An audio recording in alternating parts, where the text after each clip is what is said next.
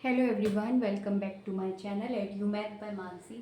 Previous video में हमने कुछ टाइप ऑफ फंक्शंस पढ़े थे, उससे पहले भी 2 टाइप ऑफ फंक्शन पढ़े थे और उस वीडियो में हमने एनसीईआरटी की एक्सरसाइज 2.3 का क्वेश्चन नंबर 1 सॉल्व कर लिया ऑलरेडी। अब हम एनसीईआरटी की ही एक्सरसाइज 2.3 के आगे के जो क्वेश्चंस हैं वो डिस्कस करने वाले हैं। चलिए let's get started. Question number 2 देखिए, find the domain and range of the following real function f x equal to minus mod x. इसका फर्स्ट पार्ट में पूछा गया है कि इस फंक्शन का डोमेन और रेंज बताइए। और ये फंक्शन कैसा फंक्शन है? रियल फंक्शन है। रियल फंक्शन मैंने बताया था आपको, कोई भी फंक्शन ए से बी पर, ठीक है। अब ये बी अगर आपका सेट ऑफ रियल नंबर है या सबसेट है कोई आर का, ठीक है, या तो खुद आर हो जाए, सेट ऑफ रियल नंबर हो जाए, या सबसेट हो जाए सेट ऑफ रियल नंबर्स का। साथ ही साथ जो डोमेन है वो भी आपका क्या बन जाए? सबसेट बन जाए real numbers, set of real numbers का, या फिर वो खुद आर बन जाए। मतलब ये भी set of subset of real numbers और इक्वल टू आर, और जो बी है या तो वो सबसेट ऑफ रियल नंबर बन जाए और खुद आर बन जाए। तो अगर ऐसे फंक्शन है, ये वाली कंडीशन भी ये हो कि ये सबसेट ऑफ आर हो और ये भी, या फिर खुद आर हो, तब ये फंक्शन क्या कहलाते हैं? रियल फंक्शन कहलाते हैं, ठीक है। तो मुझे इसका डोमेन और रेंज पूछा गया है, तो देखो ये रियल फंक्शन है, ठीक है।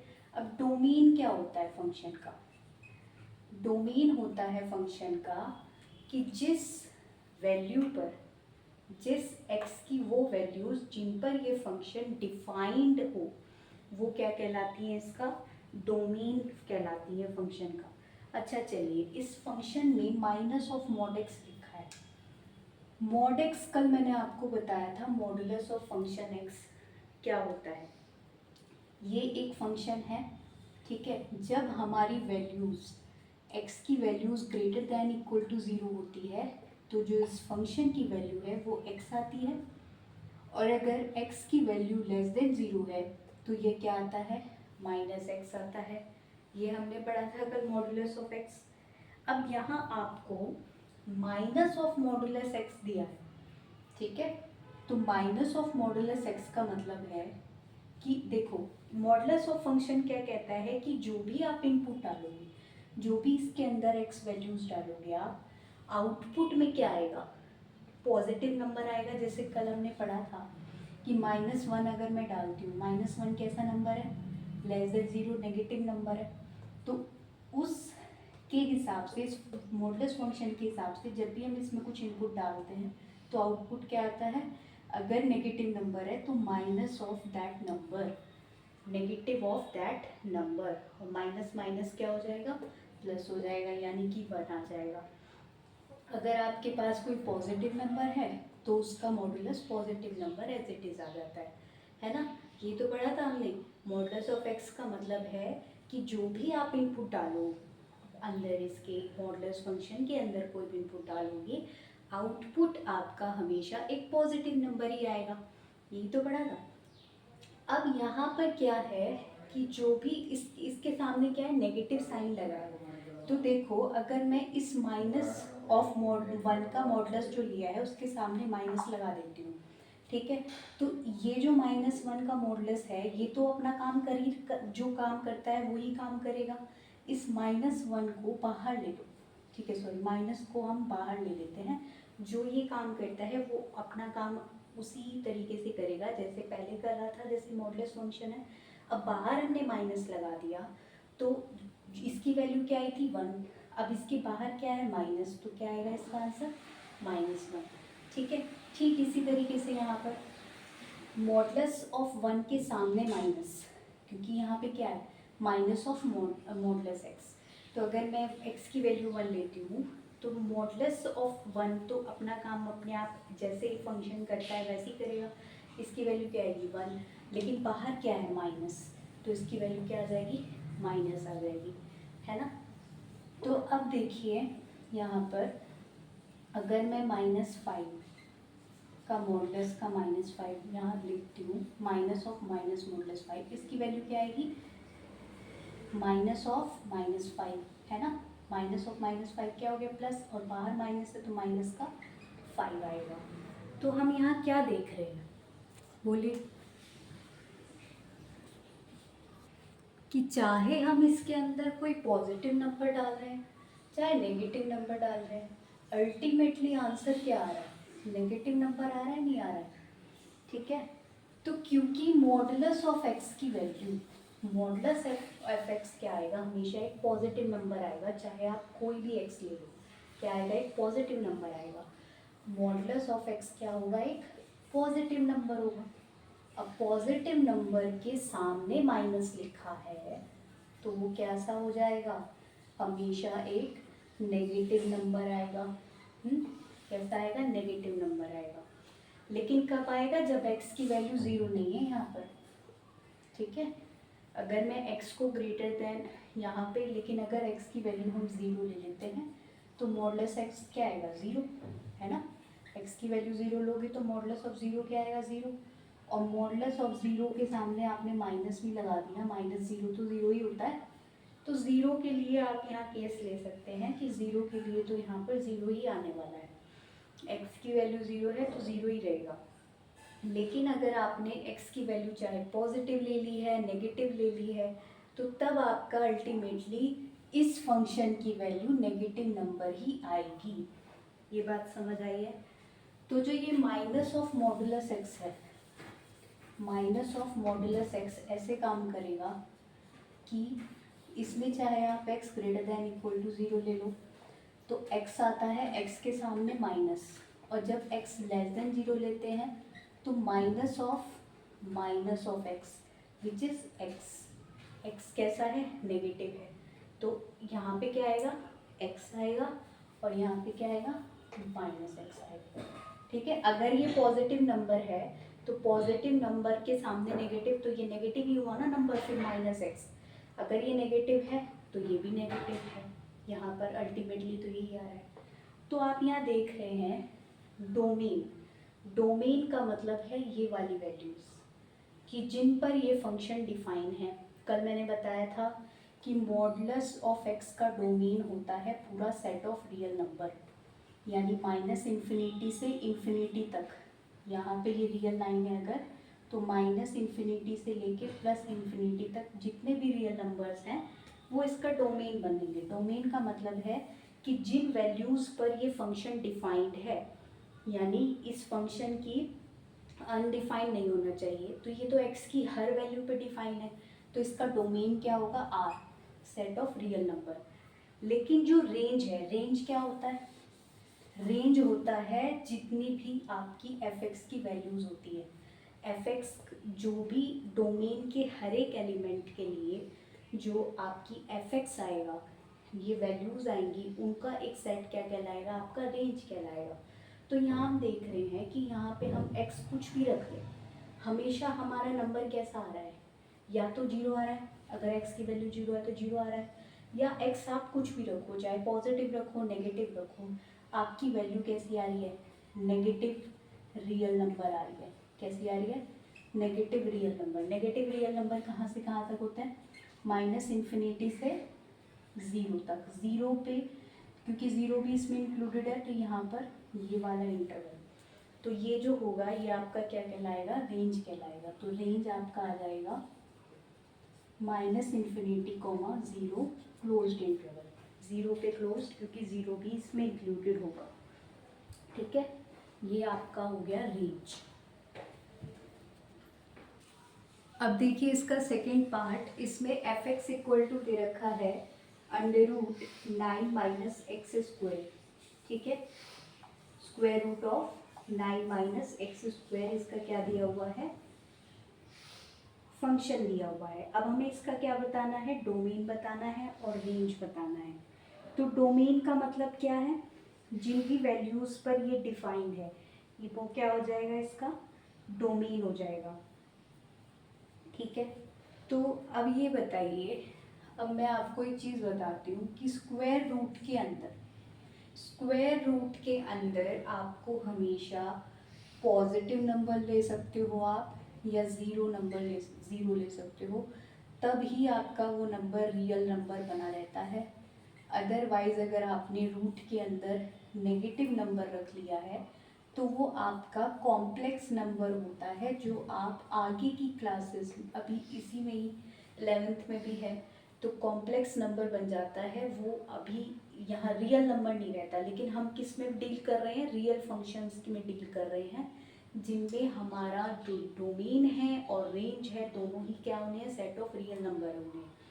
तो हम जो रेंज का एलिमेंट है वो हम कॉम्प्लेक्स नंबर तो बना नहीं सकते ना, तो हमेशा हमें क्या रखना है, हमें x की वो वैल्यू सेलेक्ट करनी है जिससे जो हमारा रेंज, ये जो √9 माइनस एक्स स्क्वायर लिखा है, ये एक रियल नंबर ही बना रहे। ठीक है, अब ये रियल नंबर कब बना रहेगा, क्या कंडीशन है कि ये रियल नंबर बना रहे, है ना। पहली बात तो डोमेन का मतलब है कि x की वो वैल्यूज़ जिन पर ये फंक्शन डिफाइंड हो वो क्या कहलाएंगी, डोमेन का एलिमेंट कहलाएंगे। ठीक है, तो अब ये देखो मैंने बताया कि ये कब डिफाइन होगा, अंडर रूट में कोई भी कुछ लिखा है नंबर, वो तभी डिफाइन होगा जब ये जो वैल्यू है ये आपकी पॉजिटिव है। ठीक है, तो fx is defined for values of x for which 9 minus x square is greater than equal to 0। Zero भी हो सकता है ना, √0 होता है, तो ज़ीरो को भी हम यहाँ कंसिडर करेंगे, और 9 माइनस एक्स स्क्वायर की वैल्यू स्ट्रिक्टली ग्रेटर देन 0 हो। ठीक है, नेगेटिव नहीं होनी चाहिए। अंडर रूट में ये जो लिखा है ये आपका ग्रेटर देन इक्वल टू 0 होना चाहिए। अब ये क्या है, 3 square minus x square greater than equal to 0, 9 को 3 स्क्वायर लिख सकते हैं। अब ये क्या हुआ, a square minus b square, inequality है ये, तो वो क्या होती है, a minus b into a plus b, यानी 3 minus x into 3 plus x greater than equal to 0। अच्छा, अब ये बताओ कि ये दो नंबर का product greater than equal to 0 है, दो नंबर का प्रोडक्ट कब 0 हो सकता है, ये बताइए। दो नंबर का प्रोडक्ट कब 0 हो सकता है, जब ये दोनों क्या हो, नेगेटिव हो, या फिर दोनों नेगेटिव हो तब 0 हो सकता है। नेगेटिव नेगेटिव जो है मिलके पॉजिटिव बनाते हैं, है ना, और दोनों 0 होंगे तब 0 बनेगा, सॉरी एक भी 0 हुआ इनमें से तब 0 बन जाएगा। देखो अगर जैसे मेरे पास है -3 और -3, इन दोनों की मल्टीप्लाई करूँगी तो मेरे पास 9 आएगा, है ना, तो ये भी नेगेटिव था, ये भी नेगेटिव था, तो पॉजिटिव नंबर आया। ऐसे ही अगर मैं कहूँ -3 और +3 और -3, तो कैसा आएगा, नेगेटिव नंबर आ जाएगा ना। लेकिन मुझे कैसे नंबर, इन दोनों नंबर्स की प्रोडक्ट कैसी रखनी है, पॉजिटिव रखनी है या 0 रखनी है। 0 बनाने के लिए हमारे पास तो सिर्फ यही पॉसिबिलिटी है कि या तो ये 0 हो जाए या फिर ये 0 हो जाए, 3 माइनस एक्स 0 हो जाए या 3 प्लस एक्स 0 हो जाए। तो दोनों ही कंडीशन में एक भी 0 हो गया तब आपका 0, दो नंबर a इंटू बी 0 है ना, तो या तो a 0 होगा या फिर b 0 होगा, a इज इक्वल टू 0 और b इज इक्वल टू 0। तो 3 माइनस एक्स इक्वल टू 0 से x इक्वल टू 3 आ जाएगा, और 3 प्लस एक्स इक्वल टू 0 से x की वैल्यू आ जाएगी -3। ठीक है, तो ये दो वैल्यूज़ तो आपको मिल गई जिन पर ये फंक्शन डिफाइन है। ठीक है, x इक्वल टू -3 और 3।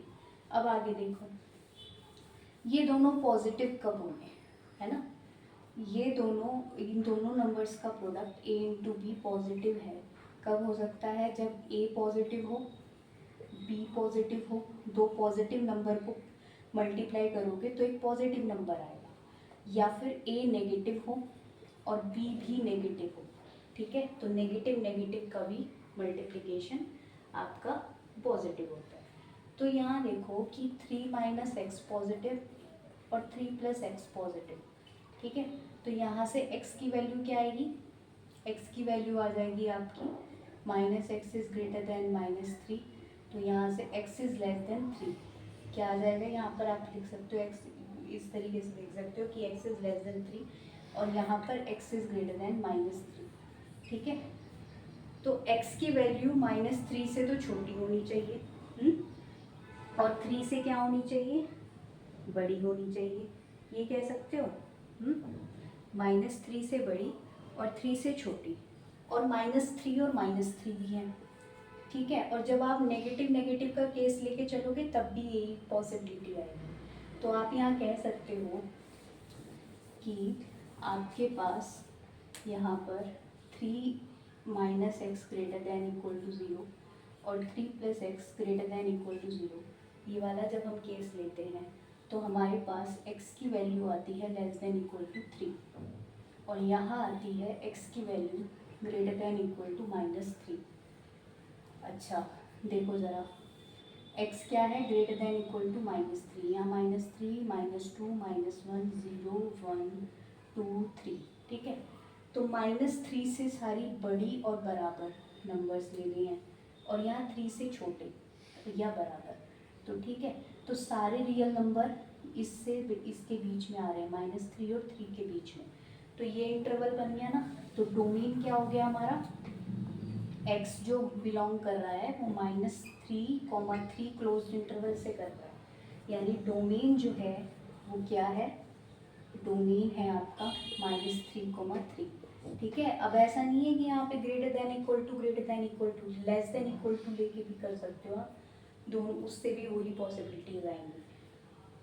तो यहाँ पर क्या है कि आपका डोमेन जो आया है वो -3 से 3 के बीच में आया है, यानी कि ये इस डोमेन का मतलब है कि ये वो वैल्यूज़ हैं रियल लाइन पे -3 से 3 के बीच, -3 भी इंक्लूड होगा 3 भी इंक्लूड होगा, और इनके बीच के जितने भी रियल नंबर ऐसे रियल नंबर हैं जिन पर ये फंक्शन डिफाइंड है।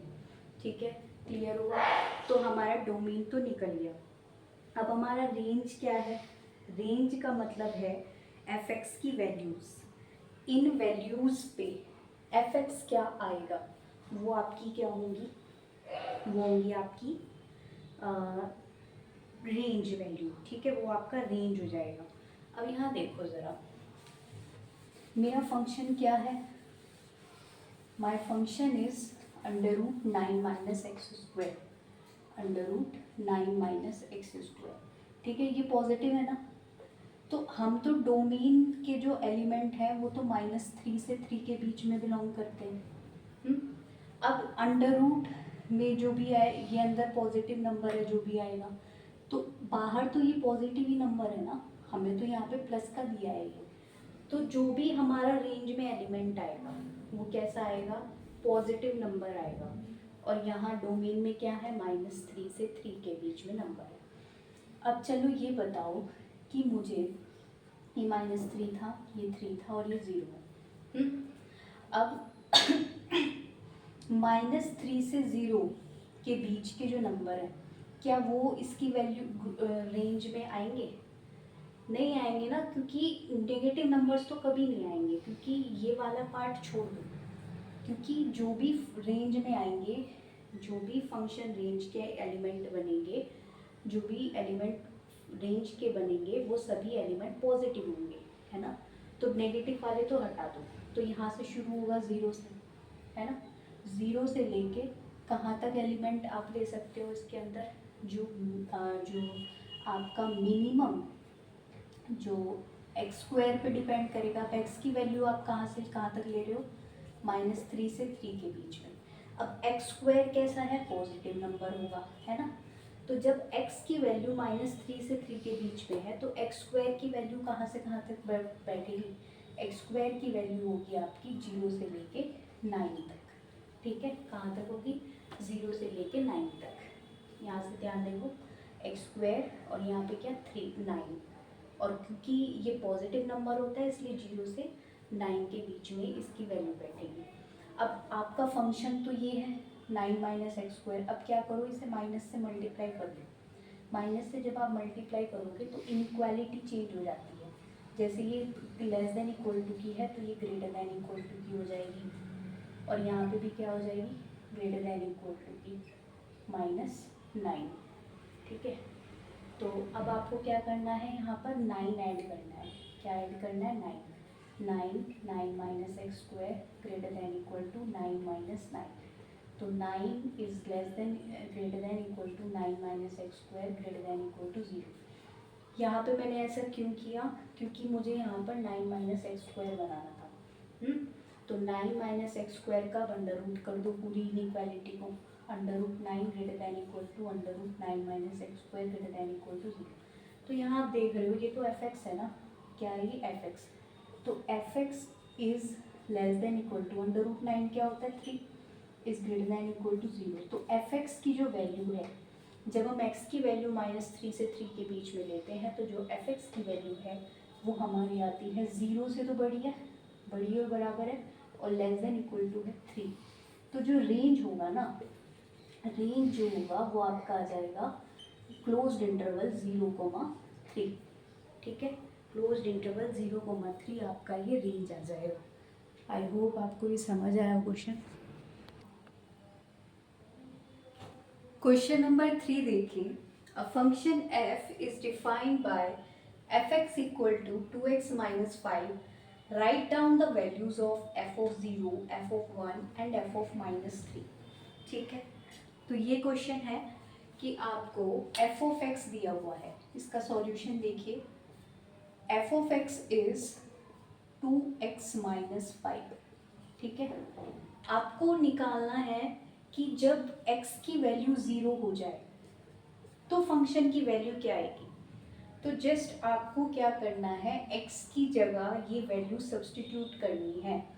x की वैल्यू यहाँ 0 है, तो जो ये फंक्शन है इसमें भी आपको x की जगह पे 0 सब्स्टिट्यूट करना है। ठीक है, और सॉल्व करना है। 2 इंटू 0 0, 0 माइनस 5 इज -5। तो ये आंसर आ गया। सेकेंड में देखिए f ऑफ 7। ठीक है, तो क्या करना है, जो x है यहाँ पर x क्या है? 7 को सब्स्टिट्यूट करना है इस फंक्शन में। 2 into 7 minus 5 which is 14 minus 5। 14 minus 5 कितना हो जाएगा? 9 हो जाएगा ना। तो यहाँ पर क्या आ जाएगा आपका? 9 आंसर आ जाएगा।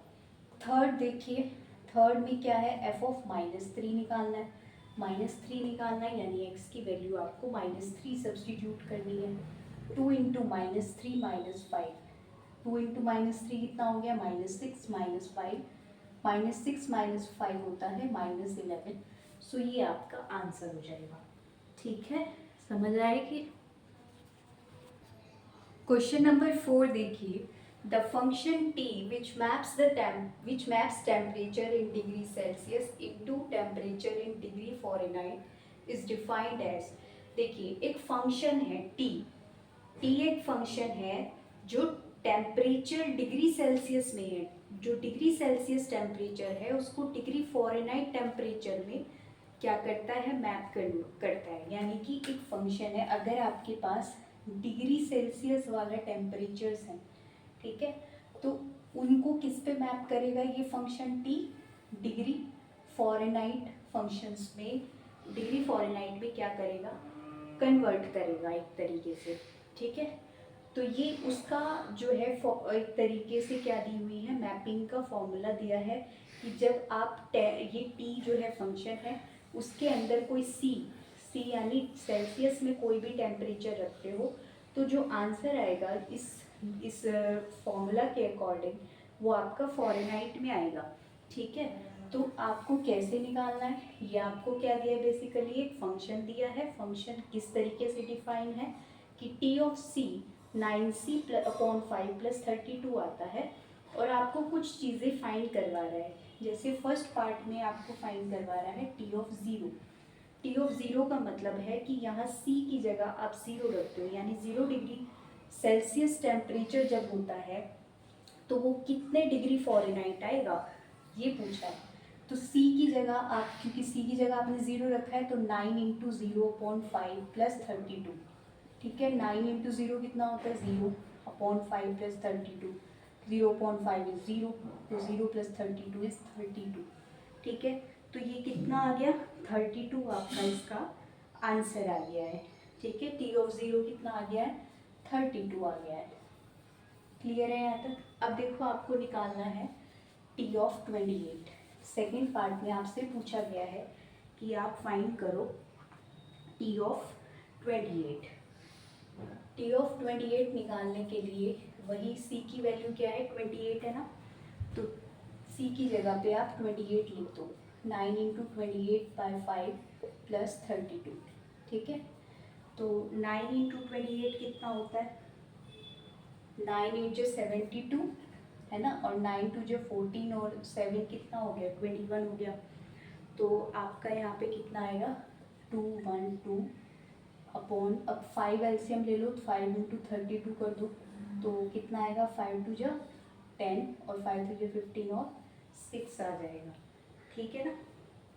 तो आप इसको जब करोगे, मल्टीप्लाई करोगे, 9 इंटू 28 देख लो एक बार, 9 8 जा 72 और 9 2 जा 18 और 7, अच्छा सॉरी 18 और 7 करना है आपको, तो ये आपका 252 आ जाएगा। 252 और 160 कितना आएगा, 2 6 और 5 हो गए 11, और यहाँ पर 3 4 है ना, 412 अपॉन 5 आ जाएगा, ठीक है। 412 अपॉन 5 इसका क्या आ जाएगा आंसर, आप इसको पॉइंट्स में भी निकाल सकते हो। 5 8 जो 40, 5 2 10 और 5 5 जा 5 4 जा 20, ठीक है। तो 82.4 जो है इसका आंसर आ जाएगा। अब आपको क्या निकालना है थर्ड पार्ट में, T of -10। T of -10 find करोगे। टी ऑफ -10 फाइंड करने के लिए क्या करना होगा आपको, सी की जगह पे क्या रखना पड़ेगा, -10, 9 इंटू -10 अपॉन 5 प्लस 32, 5 2 जब 5 2 ज़ार 10, तो -18 प्लस 32 कितना आएगा ये, 12 -8 4 और 2 -1 सॉरी प्लस का 14, प्लस 14 जो है इसका आंसर आ जाएगा। तो थर्ड पार्ट भी हो गया है। अब फोर्थ देखो, फोर्थ में बोला है द वैल्यू ऑफ सी। अब इसमें आपको टी ऑफ समथिंग कुछ नहीं निकालना, आपको निकालना है सी की वैल्यू निकालनी है when T of C is equal to 212, कि जब आपकी टी ऑफ सी की वैल्यू, टी ऑफ सी 212 होता है, तब आपको सी की वैल्यू फाइंड करनी है। तो टी ऑफ सी की जगह पे आप रख दो यहाँ पर 212, ठीक है, 212 रख दिया। अब यहाँ पर क्या है, 9c अपॉन 5 प्लस 32, इसको इधर लेके आओगे तो ये माइनस का हो जाएगा, is equal to 9c upon 5, कितना आएगा ये 0, और 21 माइनस 3 कितना होता है 18, 180 आ गया, is equal to 9c upon 5, 9 2 ज़ार 18 0। तो c की वैल्यू जो है 20 इंटू 5 होता है 100, तो c की वैल्यू आपकी आ जाएगी 100। तो this is the answer of part 4। Question number 4 is completed of exercise 2.3। हम एक्सरसाइज के क्वेश्चन नंबर 5 जो कि लास्ट क्वेश्चन है इस एक्सरसाइज का, उसकी ओर आगे बढ़ते हैं। ठीक है, जो मैं रेंज निकालना सिखाऊंगी आपको, पहले भी मैंने एक क्वेश्चन में सिखाया है, तो उसमें आप ध्यान रखिए आपके पास इनइक्वालिटीज़ होती हैं, ठीक है, डोमेन की कुछ इनइक्वालिटीज, जैसे x ग्रेटर देन 0 दिया हुआ है, ठीक है। तो अगर x ग्रेटर देन 0 दिया है ना, और मुझे उसको नेगेटिव बनाना है, यानी कि इसको माइनस से जब हम मल्टीप्लाई करते हैं ना, तो इनइक्वालिटी का साइन चेंज हो जाता है। जैसे ये ग्रेटर देन 0 है तो ये क्या हो जाएगा, लेस देन 0 हो जाएगा, ठीक है। जब हम किसी नेगेटिव नंबर से किसी इनइक्वालिटी को मल्टीप्लाई करते हैं तो उसका इनइक्वालिटी का साइन चेंज हो जाता है, ठीक है। पॉजिटिव नंबर से करते हैं तो नहीं होता। तो यहाँ देखो x greater than 0, x belong to r, कि ये जो है डोमेन आपको दे दिया बेसिकली कि x आपका रियल नंबर है और x ग्रेटर देन 0, यानी कि आपको जितने भी पॉजिटिव रियल नंबर्स हैं, पॉजिटिव 0 से इधर जितने भी रियल नंबर्स हैं वो आपके डोमेन हैं, यानी आप जो इस f(x) के अंदर इनपुट डालोगे x, वो आपका पॉजिटिव रियल नंबर हो, ठीक है। तो domain is basically x greater than 0। अब यहाँ देखो मुझे क्या दिया है 2 माइनस 3x। अब जो भी आपको डोमेन वाली इनइक्वालिटी दी होती है उसके थ्रू आप इस वैल्यू को बनाने की कोशिश करते हैं। पहले भी मैंने ऐसे किया था।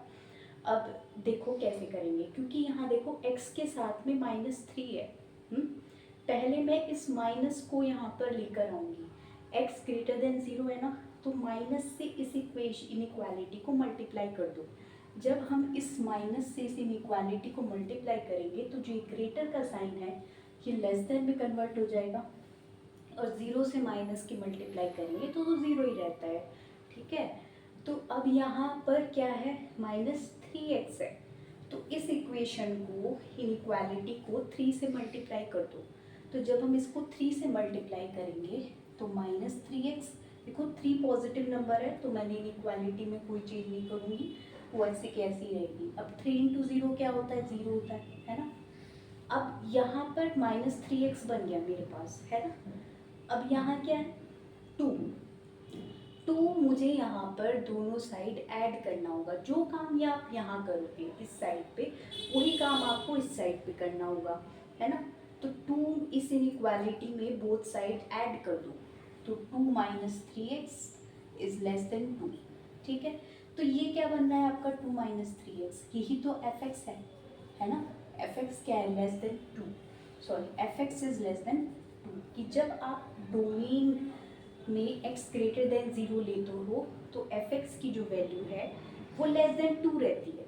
यानी जब भी आपने यहाँ पे तो डोमेन होता है, यहाँ कोडोमेन होता है, मतलब जब हम उसको ग्राफ बनाते हैं तो कैसे देखते हैं कि जब भी आप यहाँ पर x ग्रेटर देन 2 कोई भी वैल्यूज़ यहाँ से लोगे तो fx जो है वो लेस देन 2 होगा।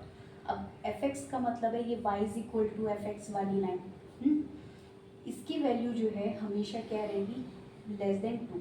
ये 1 है, ये 2 है, तो इसकी वैल्यू क्या रहेगी, हमेशा लेस देन 2। यानी ये जो रियल लाइन है माइनस इन्फिनिटी टू इन्फिनिटी, यहाँ 0 हो गया, यहाँ 1 या 2, है ना। तो 2 से छोटे जितने भी रियल नंबर्स हैं वो fx के अंदर आएंगे। fx क्या है, set of all real numbers less than 2।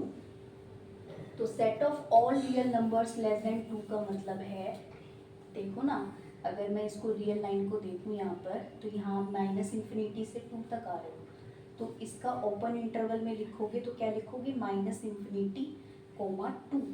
यही क्या होगा, इस फंक्शन का रेंज होगा। क्या होगा, रेंज होगा। क्लियर हुआ ये बात। चलिए सेकंड पार्ट देखते हैं इसका। सेकंड पार्ट में दिया है fx equal to x square plus 2 where x is a real number. x real number है तो वो पॉजिटिव भी हो सकता है, नेगेटिव भी हो सकता है और ज़ीरो भी हो सकता है ना। तो लेकिन आप x को पॉजिटिव ले लो, चाहे नेगेटिव ले लो, चाहे ज़ीरो ले लो, अगर x पॉजिटिव है तो एक्स स्क्वायर भी पॉजिटिव ही होगा। एक्स स्क्वायर अगर x लेस देन 0 है तब भी एक्स स्क्वायर पॉजिटिव होगा, और अगर x 0 है तो एक्स स्क्वायर 0 ही होगा।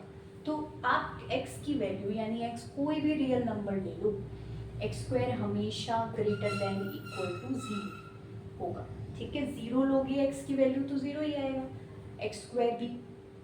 लेकिन अगर आपने x कोई भी लिया real number, x square will always be a positive और 0। ठीक है, x square will always greater than equal to 0। अब वही कि आपको इस टाइप, जैसे मैंने x लेस देन 0 लेके यही फंक्शन बनाया था ना, अब इसको बनाने की कोशिश करो। अब मेरे पास एक्स स्क्वायर तो आ गया, क्या चाहिए और 2, यानी कि इस इनइक्वालिटी में आप बोथ साइड क्या ऐड कर दोगे, बोथ साइड क्या ऐड कर दोगे, 2। तो x square plus 2 greater than equal to 2। ठीक है, अब ये एक्स स्क्वायर प्लस 2 क्या है, fx है ना, तो fx is greater than equal to 2। कि आप x कोई भी रियल नंबर लो, fx क्या होने वाला है, हमेशा ग्रेटर दैन इक्वल टू 2 होने वाला है।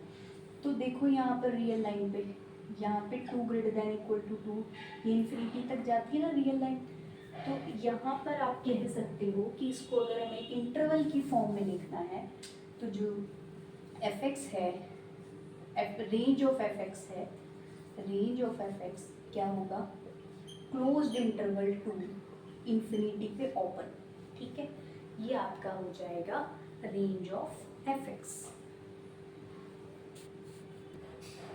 थर्ड देखो बड़ा इंटरेस्टिंग सा है कि F x equal to X आ गया, जहाँ पर एक्स क्या है, रियल नंबर है। तो रेंज देखने का सबसे अच्छा तरीका क्या, कि आप देखो डोमेन क्या है और डोमेन की किन वैल्यूज़ के लिए एफ एक्स क्या आ रहा है। बेसिकली क्या होता है कि डोमेन में जितने भी एलिमेंट्स होते हैं उनकी जो जहाँ पर मैप हो रहे होते हैं वही क्या होता है, रेंज ऑफ एफ एक्स होता है ना। अब आपने x जो लिया है वो क्या है, रियल नंबर है, x belong to R set of real number, या आप x कह सकते हो कि वो माइनस इन्फिनिटी कॉमा इन्फिनिटी जो सेट ऑफ रियल नंबर्स है उसको इंटरवल की फॉर्म में ऐसे ही तो लिखोगे, भाई ये रियल लाइन है, ये माइनस इन्फिनिटी से प्लस इन्फिनिटी तक जितने भी रियल नंबर है इसके अंदर आता है, लेकिन माइनस इन्फिनिटी और इन्फिनिटी को हम नंबर कंसिडर नहीं करते, इसलिए यहाँ पर क्लोज्ड नहीं लगाते, ठीक है। तो ये यहाँ पर x जो है वो माइनस इन्फिनिटी टू इन्फिनिटी क्या है, ये हमारा ओपन इंटरवल है। तो F x equal to X ही हमारा फंक्शन है ना। जब x हमारा माइनस इन्फिनिटी से इन्फिनिटी के बीच में है तो एफ एक्स भी तो वो ही होगा ना, क्योंकि x एफ एक्स तो x ही है।